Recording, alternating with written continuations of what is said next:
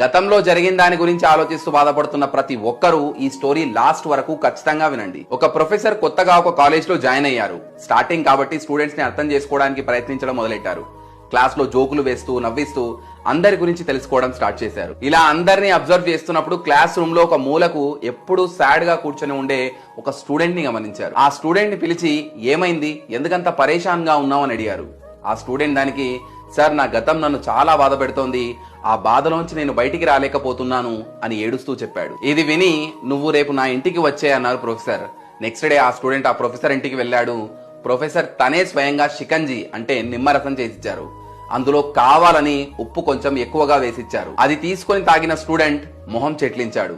ఏమైందని ప్రొఫెసర్ అడిగితే ఇందులో కొంచెం ఉప్పు ఎక్కువైందని చెప్పాడు. అరే అవునా, ఇటువు దాన్ని పడేద్దామన్నారు ప్రొఫెసర్.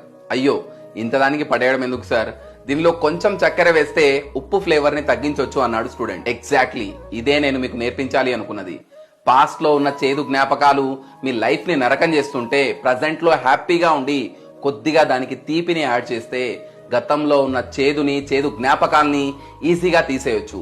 అంతేకాని ఎప్పుడో ఏదో జరిగిందని లైఫే వద్దంటే ఎలా? గతాన్ని వదిలి ముందుకెళ్దాం అనుకున్న వాళ్ళు ఖచ్చితంగా ఐఎమ్ రెడీ అని కామెంట్ చేయండి.